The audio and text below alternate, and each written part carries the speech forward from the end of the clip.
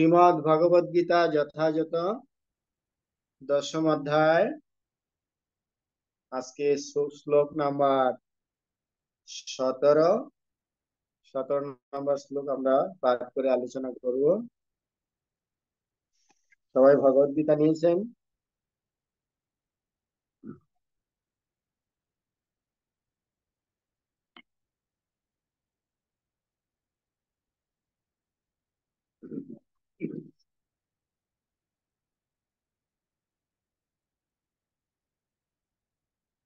ভগবদ গীতা যথাযথ কি জয়। 17 নম্বর শ্লোক। কথম বিদ্যামহং যোগিন तं সদা পরিচিন্তয়ন কেশু কেশু চ ভাবেষু চিন্তয়সি ভগবন ময়া। কথং বিদ্যামহং যোগিন तं সদা সদা পরিচিন্তয়ন কেশু কেশু চ ভাবেষু চিন্তয়সি ভগবন ময়া। কথং বিদ্যামহং যোগিন तं সদা পরিচিন্তয়ন কেশু কেশু চ ভাবেষু চিন্তয়সি ভগবন ময়া। শব্দার্থ: কথম কিভাবে, বিদ্যামহম আমি জানব, যোগিন হে মহাযোগেশ্বর, তাম তোমাকে, সদা সর্বদা, পরিচিন্তয়ন চিন্তা করে, কেশু কোন, কেশু কোন, চ ও ভাবেষু ভাবে, চিন্তয়সি চিন্তনীয় হও, ভগবান হে পরমেশ্বর ভগবান, মায়া আমার দ্বারা। শ্রীল প্রভুপাদ কৃত অনুবাদ এবং তাৎপর্য।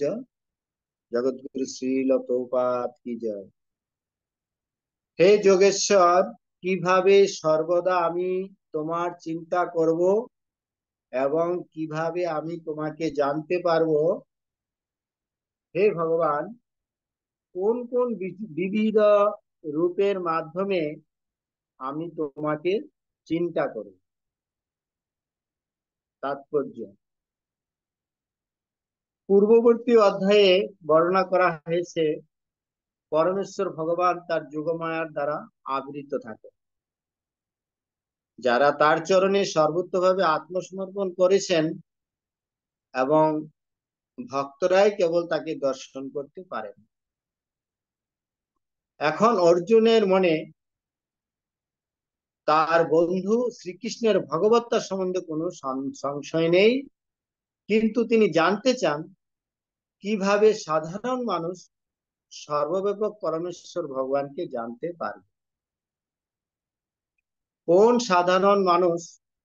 সাধারণ মানুষ নাস্তিক ও অসুরেরা শ্রীকৃষ্ণকে জানতে পারেন, কারণ তিনি তার যোগমায়া শক্তি দ্বারা আচ্ছাদিত থাকেন। অর্জুন আবার এই প্রশ্নগুলা করেছেন তাদেরই মঙ্গলের জন্য। উত্তম ভক্ত কেবল তার নিজের জানার জন্যই আগ্রহী নন, কিন্তু সমগ্র মানব জাতিকে জানানোই তার উদ্দেশ্য। সুতরাং যেহেতু অর্জুন ভগবত ভক্ত বৈষ্ণব, তাই অহৈতুকী কৃপার বশবর্তী হয়ে তিনি ভগবানের সর্বব্যাপকতার নিগুড় রহস্যের আবরণ জনসাধারণের কাছে উন্মোচিত করছেন। তিনি শ্রীকৃষ্ণকে বিশেষত যোগিন বলে সম্বোধন করেছেন, কারণ শ্রীকৃষ্ণ যোগমায়া শক্তি অধীশ্বর। এই শক্তির প্রভাবে তিনি সাধারণ মানুষের কাছে নিজেকে আচ্ছাদিত করে রাখেন অথবা প্রকাশিত করেন। যে মানুষের শ্রীকৃষ্ণের প্রতি ভক্তি নেই, সে শ্রীকৃষ্ণের কথা সবসময় চিন্তা করতে পারে না, তাই তাকে জড়জাগতিক ভাবে চিন্তা করতে হয়। অর্জুন এই জড়জগতের বিষয়াসক্ত মানুষের কথা বিবেচনা করেছেন। কেশু কেশু চ ভাবেশু কথাটি জড় প্রকৃতিকে নির্দেশ করে। ভাব শব্দটির অর্থ জড় বস্তু। যেহেতু জড়জাগতিক মানুষেরা শ্রীকৃষ্ণের অপ্রাকৃত স্বরূপ উপলব্ধি করতে পারে না, তাই তাদের নির্দেশ দেওয়া হয়েছে জড় বিষয়ে মনকে নিবিষ্ট করতে, তার মাধ্যমে প্রকাশিত শ্রীকৃষ্ণকে দেখবার জন্য চেষ্টা করতে। হরে কৃষ্ণ। এখানে শ্রীল প্রভুপাদের প্রাঞ্জল অনুবাদ এবং তাৎপর্য সমাপ্ত। এখানে আমরা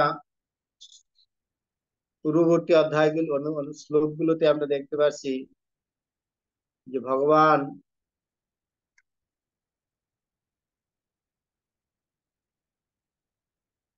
বলেছেন যেমনকি ভগবানকে মানুষ এবং দেবতারাও জানতে পারেন, যথাযথভাবে জানতে পারেন।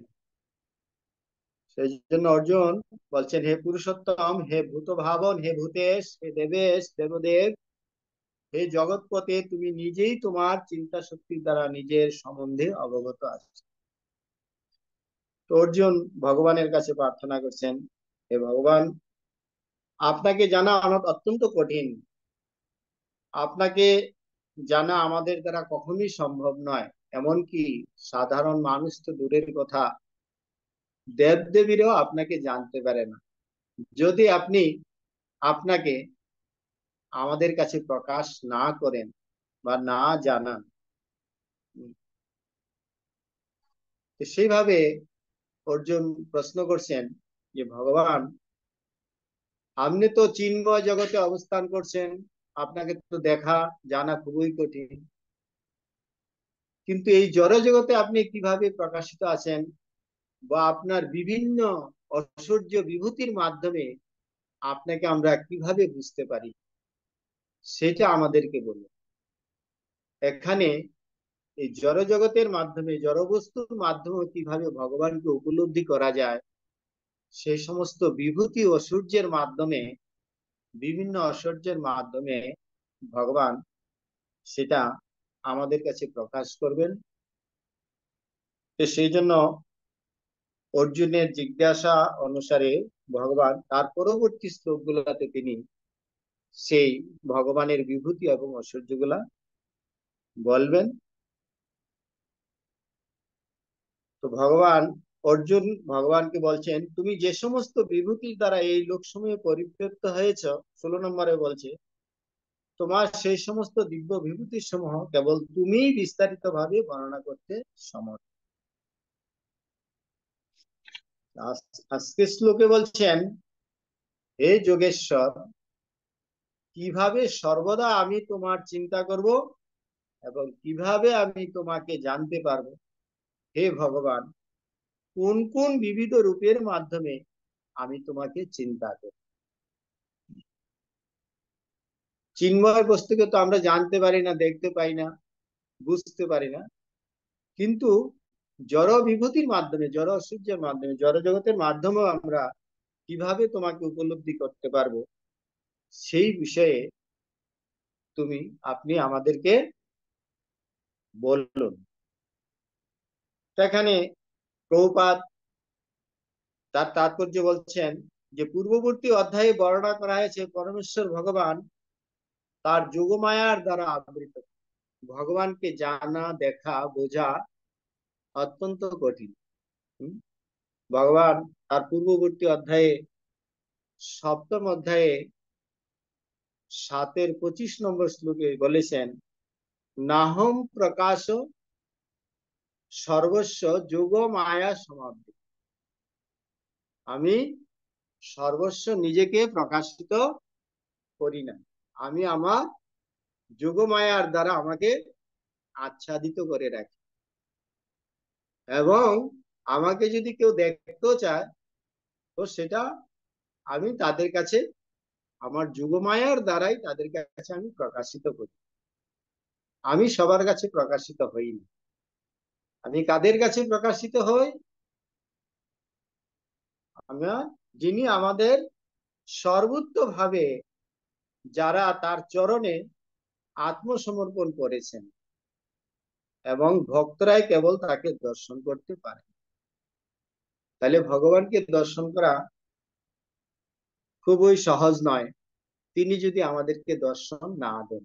আমরা পূর্বে আলোচনা করেছি যে ভগবানকে দর্শন করাটা এরকম, যেমন রাতের অন্ধকারে আমরা সূর্যকে দর্শন করতে পারি না, ভগবান যখন ভোরের আকাশে আমাকে দর্শন দেন, আমাদেরকে দর্শন দেন, তখনই আমরা ভগবানকে দেখতে পারি বা জানতে পারি। তো ভগবান যদি আমাদেরকে না জানান, না দর্শন দেন, আমরা ভগবানকে কখনোই জানতে পারি না। বিভিন্ন জ্ঞান পাণ্ডিত্য তপস্যা ধ্যান মাধ্যমে আমরা ভগবানকে জানতে পারি না। একমাত্র ভগবান হচ্ছেন ভক্তির বশ। এই জন্য ভগবান ভগবদ গীতার বহু জায়গাতে এই ভক্তির কথাটি উল্লেখ করেছেন, ভক্তা মাম অভিজানাতি। ভক্তির মাধ্যমে একমাত্র আমাকে জানা যায়, বা আমি তাদের কাছে নিজেকে প্রকাশ করি। এরকম ভাবে আমরা দেখতে পাচ্ছি যে 11 অধ্যায়ে ভগবান আলোচনা করেছেন। সেখানে 11 অধ্যায়ের 54 নম্বর শ্লোকে, ভক্তা তু অনন্যা সখ্য অহম বিধ অর্জুন জ্ঞেতুম দুষ্টং চ পরন্তপ প্রবেষ্টং চ জ্ঞেতুম দুষ্টং চ পরন্তপ। এই শ্লোকটা 11, ভক্তা তু অনন্যা সখ্য অহম এব বিধ অর্জুন জ্ঞেতুম দুষ্টং চ তত্ত্বেন প্রবিষ্টং চ পরন্তপ। হে অর্জুন, হে পরন্তপ, অনন্য ভক্তির দ্বারাই কেবল এভাবে আমাকে তত্ত্ব জানা যায়, দর্শন করা যায়, এবং আমার চিন্ময় ধামে প্রবেশ করার জন্য সমর্থ হওয়া যায়। একমাত্র আমাদেরকে ভগবানকে জানার জন্য একমাত্র ভগবত ভক্তির প্রয়োজন। ভক্ত ছাড়া ভগবানকে বোঝা যায় না, বা ভগবানকে উপলব্ধিও করা যায় না। এইভাবে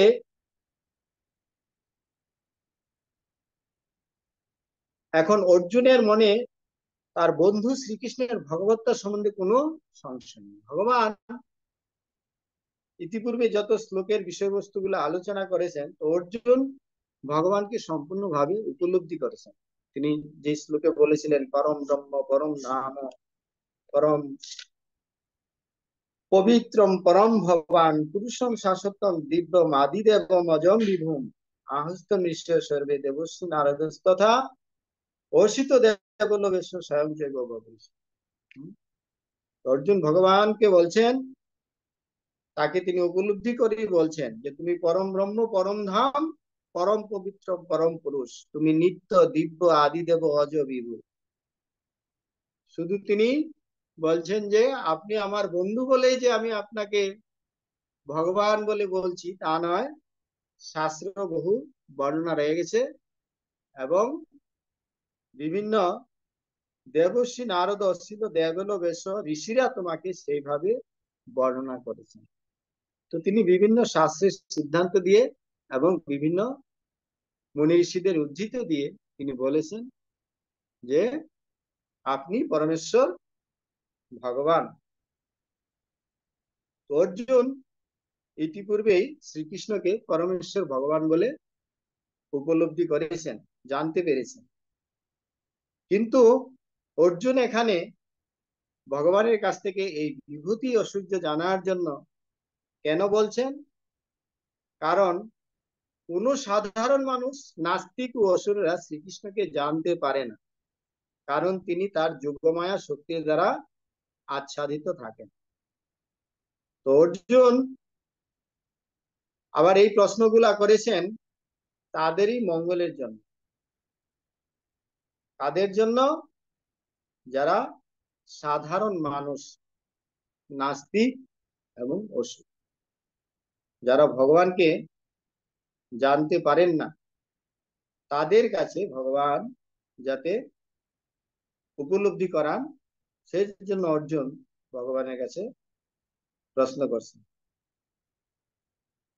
তো এখানে যারা ভগবানের ভক্ত, তারা ভগবানকে জেনে তারা নিজেরা অপেক্ষায় থাকেন না, তারা চান যে সবাই ভগবানকে জানুক। এটা একটা ভগবত ভক্তের করুণা। মহাপ্রভু যেরকম কলিযুগে এসেছেন, তিনি সারা পৃথিবীতে এই হরিনাম সংকীর্তন প্রচার করার জন্য এবং প্রচারের জন্য তিনি তার ভক্তদেরকে দায়িত্ব দিয়ে গেছেন। এবং যারা ভগবানের মহান ভক্ত, ভগবানের যারা প্রিয়, তারা ভগবানকে বুঝতে পেরেছেন এবং তারা বুঝতে পেরে সাধারণ মানুষ যাতে ভগবানকে জানতে পারে, সেইভাবে তারা নিজের জীবনকে সর্বোত্তভাবে উৎসর্গ করেছেন। এখানে আমরা ভাগবতে দেখতে পাচ্ছি, মাতা কুন্তী দেবী ভগবানকে বলছেন যে ভগবান কৃষ্ণ, তোমাকে সবাই জানতে পারে না। মায়া যবনিকা আচ্ছন্নম অজ্ঞা অদস্যজম অব্যয়ম ন লক্ষ্যস্য মুরো দৃশা নট নাট্য ধরজ। ভগবান, আপনাকে সাধারণ মানুষ বুঝতে পারে না। কিরকম ভাবে? যখন কোনো নাটকের মধ্যে মঞ্চস্থ কোনো অভিনেতা কিছু অভিনয় করেন, তখন তার সাধারণ যে স্বরূপটা অনেকে বুঝতে পারেন, সেই ব্যক্তিটাকে কেউ বুঝতে পারে না। কেউ যখন ধরুন রাজার অভিনয় করছে, কোনো গ্রামের ছেলে সে রাজার অভিনয় করছে, মঞ্চস্থ করছে, কিন্তু তাকে দেখে অনেকেই চিনতে পারছে না ব্যক্তিটাকে, কেননা তার স্বরূপ তিনি আচ্ছাদন করে রাখছেন। তো ভগবান সেরকম এই জগতে তিনি আসলেও অনেকেই ভগবানকে উপলব্ধি করতে পারেন না, দেখেও দেখতে পান না, বুঝেও বুঝতে পারেন না। যেমন কৌরব সভায় ভগবানকে, ভগবানের কয়েকজন শুদ্ধ ভক্ত মাত্র ভগবানকে উপলব্ধি করতে পারছেন। দুর্যোধন আদি তারা ভগবানকে উপলব্ধি করতে পারেনি। পাণ্ডব, ভীষ্মদেব, তারা ভগবানকে উপলব্ধি করতে পেরেছিলেন যে তিনি হচ্ছেন পরমেশ্বর ভগবান, কিন্তু দুর্যোধন আদি তারা কৃষ্ণকে সাধারণ ভাবে জ্ঞান করে তাকে তাচ্ছিল্য করেছিলেন। এই জন্য ভগবানকে দেখলেও আমরা চিনতে পারি না। ভগবানের ভগবত্তা বোঝা খুব কঠিন। আমরা দেখতে পাচ্ছি বৃন্দাবন লীলায় ব্রহ্মা ভগবানকে দেখেও বুঝতে পারছেন না যে তিনি আমাদের পরম প্রভু পরমেশ্বর ভগবান। এইভাবে ভগবানকে জানা বোঝা খুবই কঠিন। ভগবান যদি তিনি আমাদের কাছে প্রকাশিত।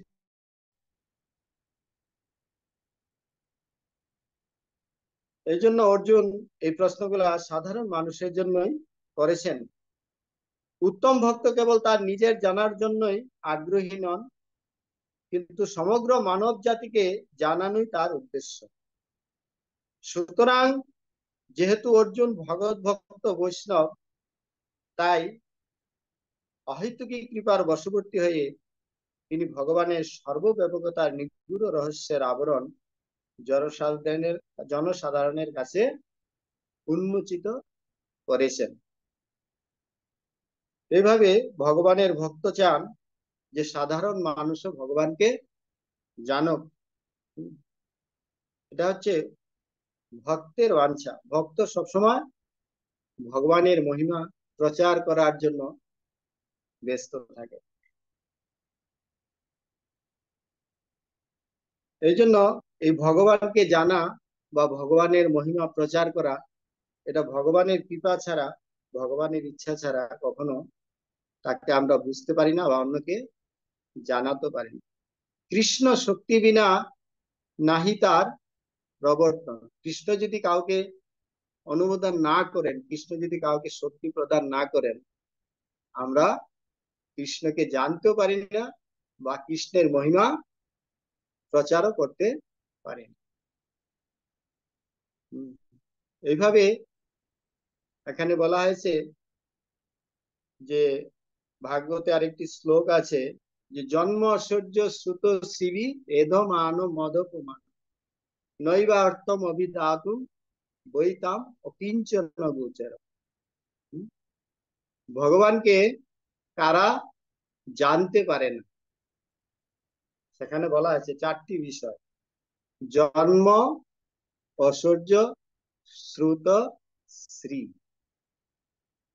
যারা ভাবে যে আমাদের উচ্চকুলে জন্ম, উচ্চকুলের জন্ম এক গর্ভ, যে আমাদের উচ্চকুলে জন্ম, আমাদের সম্ভ্রান্ত পরিবারে জন্ম, ঐশ্বর্য, আমরা খুব ঐশ্বর্যবান, অনেক ধনের মালিক, শ্রুত, আমার প্রচুর জ্ঞান আছে, জন্ম, ঐশ্বর্য, শ্রুত, আমার প্রচুর জ্ঞান আছে, এবং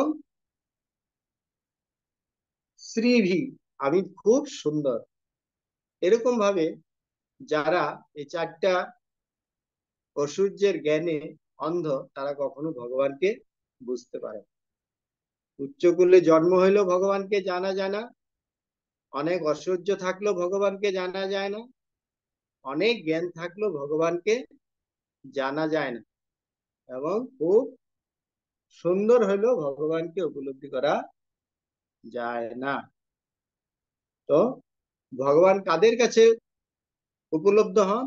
অকিঞ্চন গোচর, যারা সম্পূর্ণভাবে জড় বিষয় আসক্তি শূন্য, অহংকার শূন্য, গর্ভ শূন্য, তারাই একমাত্র ভগবানকে জানতে পারেন। এই জন্য আমাদেরকে ভগবানকে জানার জন্য, ভগবানের মহিমা কীর্তন করার জন্য আমাদেরকে দৈন্য হতে হয়। ত্রিনাদপি শুনিচেন তরোরপি সহিষ্ণুনা অমানিন মানদেন কীর্তনিয়া সদা।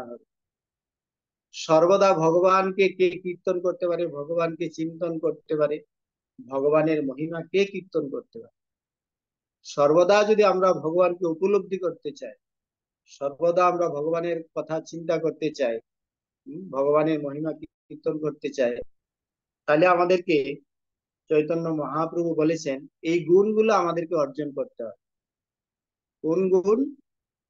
ত্রিনাদপি শুনিচেন তরোরিপ সহিষ্ণ অমানিন মানদেন কীর্তনিয়া সদা। সর্বদা যদি আমরা ভগবানকে জানতে চাই বা তার মহিমা কীর্তন করতে চাই, আমাদেরকে এই গুণগুলা অর্জন করতে হবে। ত্রিনাদপি শুনিচেন, আমাদের তৃণের মতো সহিষ্ণু, তরুরূপী সহিষ্ণু, আর অমানিন মানবেন, নিজেদেরকে সবসময় অমানি মনে করে অন্যকে সম্মান প্রদর্শন করতে। এইভাবে যাদের জীবনকে পরিচালিত করেন, তারাই একমাত্র ভগবানকে উপলব্ধি করতে পারে। তো ভগবান এখানে তার বিভূতি সম্বন্ধে পরবর্তী শ্লোকগুলোতে বলবেন। তো অর্জুন এখানে জিজ্ঞাসা করছেন যে কি কি ভাবে ভগবানকে উপলব্ধি করা যায়, এবং এই জড় বস্তুর মাধ্যমে বা জড় জগতের মাধ্যমে আমরা কি বিষয়ের উপর ভগবানকে উপলব্ধি করতে পারি। যেমন আমরা দেখছি যে ভগবান, যদি আমরা ভগবানকে দেখতে পাচ্ছি না, কিন্তু ভগবান জড় জগতে বিভিন্ন রকম রূপে আমাদেরকে উপলব্ধি করার, যেমন ভগবানের যে বিগ্রহ, অর্চা বিগ্রহ, যে ভগবানের একটা অশেষ করুণা, যে আমরা জড় চক্ষুর দ্বারা ভগবানকে দর্শন করতে পারি না। সেই জন্য ভগবান অনেক কৃপা করে এই জড় জগতের মানুষের জন্য তিনি এই অর্চা বিগ্রহ রূপে প্রকাশিত হয়েছে। এই ভগবানের অর্চা বিগ্রহ কখনো আমাদেরকে সাধারণ কোনো ধাতু বিগ্রহ বলে মনে করা উচিত নয়। এই অর্চা বিগ্রহ স্বয়ং ভগবানের যে প্রপুত্র বজ্রনাভ, তিনি এই ভগবানের বিগ্রহ প্রথম প্রতিষ্ঠা করেছিলেন মথুরাতে। ভগবানের এই অর্চা বিগ্রহ, তো সেভাবে যারা ভগবানকে জানতে চান, তো ভগবান আমাদেরকে জানানোর জন্য সেখানে বলছেন, সুতরাং যেহেতু অর্জুন ভগবত ভক্ত বৈষ্ণব, তাই তার অহৈতুকী কৃপার বশবর্তী হয়ে তিনি ভগবানের সর্বব্যাপকতার নিগুড় রহস্যের আবরণ জনসাধারণের কাছে উন্মোচিত করেছেন। তিনি শ্রীকৃষ্ণকে বিশেষত যোগিন বলে সম্বোধন করেছেন, কারণ শ্রীকৃষ্ণ যোগমায়া শক্তির অধীশ্বর। অর্জুন এখানে ভগবানকে যোগিন বলেছেন কেন? এই যোগমায়ার অধীশ্বর, যার মাধ্যমে ভগবান আমাদের মধ্যে তিনি তাকে প্রকাশ করেন এবং অপ্রকাশিত রাখেন। এটা ভগবানকে যে আমরা দেখতে পারছি না, উপলব্ধি করতে পারছি না, এটা ভগবানের যে যোগমায়া, এই যোগমায়ার দ্বারা ভগবান আমাদেরকে আচ্ছাদন করে রাখেন এবং এই যোগমায়ার দ্বারাই তিনি আমাদের কাছে প্রকাশিত করেন। যে মানুষের শ্রীকৃষ্ণের প্রতি ভক্তি নেই, সে শ্রীকৃষ্ণের কথা সবসময় চিন্তা করতে পারে না, তাই তাকে জড়জাগতিক ভাবে চিন্তা করতে হয়। অর্জুন এই জড়জগতের বিষয়াসক্ত মানুষের কথা বিবেচনা করেছে। তো ভগবানের ভক্ত ভগবানকে জানতে পারলেও তিনি সবসময় সাধারণ মানুষের কথা চিন্তা করে, জড়জাগতিক মানুষের কথা চিন্তা করে তিনি কিভাবে আমরা তাকে বুঝতে পারি, সেই জন্য তিনি প্রকাশ করেন। কেশু কেশু চ ভাবেশু কথাটি জড়া প্রকৃতিকে নির্দেশ করে। ভাব শব্দটির অর্থ হচ্ছে জড় বস্তু। যেহেতু জড়জাগতিক মানুষেরা শ্রীকৃষ্ণের অপরাকৃত স্বরূপ উপলব্ধি করতে পারে না, তাই তাদের নির্দেশ দেওয়া হয়েছে যে জড় বিষয়ে মনকে নিবিষ্ট করতে। জড় বিষয়ের মাধ্যমে আমরা কিভাবে ভগবানকে বুঝতে পারি, সেইভাবে বোঝানোর জন্য ভগবান আমাদের কাছে তার সেই বিভূতি ঐশ্বর্য প্রকাশ করবে। সেই জন্য যেমন এই বিভূতি সম্বন্ধে আমি একটা জিনিস বলতে পারছি,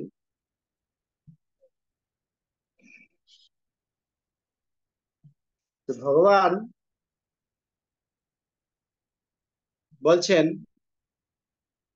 যে চক্ষুর এসু সবিতা সকল গ্রহণা। ভগবানকে এই জগতে জানার জন্য যেমন একটা বিষয় আমি এখানে আলোচনা করছি, যেমন ভগবান বলছেন এই যে সূর্য, ভগবানের যে অনন্ত শক্তি আছে তার মধ্যে একটা শক্তি হচ্ছে সূর্য। এই সূর্য হচ্ছে ভগবানের একটা বিভূতি। ভগবান বলছেন চক্ষুর এসু সবিতা, এই সূর্য হচ্ছে আমার চোখ। তাহলে ভগবানের এই যে একটা বিভূতি, যেই এই জগতে যা যা মহান ঐশ্বর্য সম্পন্ন যা কিছু আছে, সেগুলির মাধ্যমে ভগবানকে বোঝার জন্য তিনি বিভিন্ন রকম ভাবে উদাহরণ দেবেন। যেমন ভগবান বলছেন যে সূর্য হচ্ছে একটি আমার বিভূতি, ঐশ্বর্য, যেমন সূর্য হচ্ছে আমার একটি চক্ষু সদৃশ। এরকম ভাবে বিভিন্ন রকম বিভূতির মাধ্যমে, ঐশ্বর্যের মাধ্যমে ভগবান তার পরপর শ্লোকের মাধ্যমে আমাদেরকে বুঝাবে। এই জন্য শ্রীল প্রভুপাদ আমাদেরকে এই ভগবত তত্ত্ব জ্ঞান জানানোর জন্য তিনি তার নিজের জীবনকে সর্বোচ্চভাবে উৎসর্গ করেছিলেন। যারা ভগবানের ভক্ত তারা সাধারণত পর দুঃখে দুঃখী। প্রভুপাদ তিনি 70 বছর বৃদ্ধ বয়সে তিনি এই ভগবানের মহিমা প্রচার করার জন্য তার জীবনকে কিভাবে উৎসর্গ করেছেন, কেন করেছেন? যে ভগবান চান যে তার মহিমা সারা বিশ্বে প্রচারিত হোক, এবং সেই জন্য ভগবানের ভক্ত তার জীবনকে তিনি এভাবে উৎসর্গ করেন ভগবানের মহিমা প্রচার করার জন্য, ভগবানকে সন্তুষ্ট করার জন্য। ভগবান বলছেন, কেউ যদি আমাকে সন্তুষ্ট করতে চাও তাহলে আমার মহিমা প্রচার করো। প্রভুপাদ বলছেন যে আমাকে যদি কেউ সন্তুষ্ট করতে চাও, আমার এই গ্রন্থগুলা প্রচার করো। প্রচারকে বিশেষ গুরুত্ব দেওয়া হচ্ছে। প্রচারের মাধ্যমে, ভগবানের মহিমা কীর্তনের মাধ্যমে আমরা ভগবানকে উপলব্ধি করতে পারি। মহাপ্রভু যেরকম বলেছেন, ভারত ভূমিতে হইল মনুষ্য জন্ম, যার জন্ম সার্থক করি পর উপকার। আমরা ভগবানকে জানতে চাইছি, বা অনেকে ভগবানকে জানছেন, কিন্তু ভগবানকে জানলেই যথেষ্ট নয়। হ্যাঁ, ভগবানের সেবা আমরা চাই। ভগবান আমাদের কাছে কিছু সেবা চান। ভগবান চান যে ভক্তরা যাতে আমার এই মহিমা সর্বত্র প্রচার করেন। এই জন্য শ্রীল প্রভুপাদ এই 70 বছর বৃদ্ধ বয়সে তিনি এত কষ্ট করে তার জীবনকে উৎসর্গ করেছেন। এই জন্য ভক্তরা হচ্ছেন পর দুঃখে দুঃখী। হ্যাঁ, তিনি শুধু নিজের সুখের কথাই চিন্তা করেন না, তিনি সমস্ত জগতের কল্যাণের জন্য, সমস্ত জগৎ জীবের উদ্ধারের জন্য তিনি তার নিজের জীবনকে উৎসর্গ করেন। এভাবে শ্রীল প্রভুপাদ তার অশেষ করুণায় আমরা আজকে এভাবে ভগবানকে জানতে পারছি। আজকে এই ভগবত গীতার ব্যাখ্যা, বহু গীতার ভাষ্য এই জগতে প্রকাশিত হয়েছে, কিন্তু প্রভুপাদ এই গীতার নাম দিয়েছেন ভগবত গীতা যথাযথ। কেন? এই গীতা হচ্ছে গুরু পরম্পরাকৃত। বহু জ্ঞানী পণ্ডিত রাইটার্স তারা এরকম বহু গীতার ব্যাখ্যা তারা করেছেন তাদের বিভিন্ন পাণ্ডিত্যের মাধ্যমে। বলছে যে এই পাণ্ডিত্য দিয়ে ভগবানকে জানা যায় না এবং ভগবানকে জানানো যায় না। একমাত্র ভগবানকে জানতে হলে বা ভগবানকে জানাইতে হলে আমাদের ভগবানের শক্তির প্রয়োজন। এই জন্য আমরা পূর্ববর্তী শ্লোকগুলোতে দেখতে পাচ্ছি এই ভগবত তত্ত্ব জ্ঞান আমাদেরকে পরম্পরা ধারায় সাধুগুরু বৈষ্ণবের মাধ্যমেই জানতে হয়।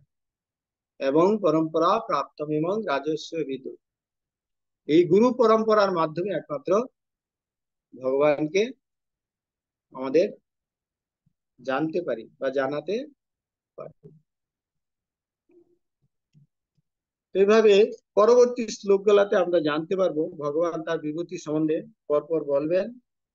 আরেকটি শ্লোক বাকি আছে, তারপরে শ্লোক থেকে ভগবান শ্রীকৃষ্ণ বলবেন যে ভগবানের অনন্ত বিভূতি রয়ে গেছে, তার মধ্যে কিছু কিছু বিভূতি তিনি প্রকাশিত করবেন আমাদের মাধ্যমে। আমরা পরবর্তী শ্লোকগুলাতে এই বিষয়গুলা জানতে পারো। আপনারা পরবর্তী শ্লোক অধ্যয়ন করে আসবেন, তাহলে আমরা বুঝতে সুবিধা হবে। হরে কৃষ্ণ কৃষ্ণ কৃষ্ণ হরে হরে, হরে রাম রাম রাম হরে হরে।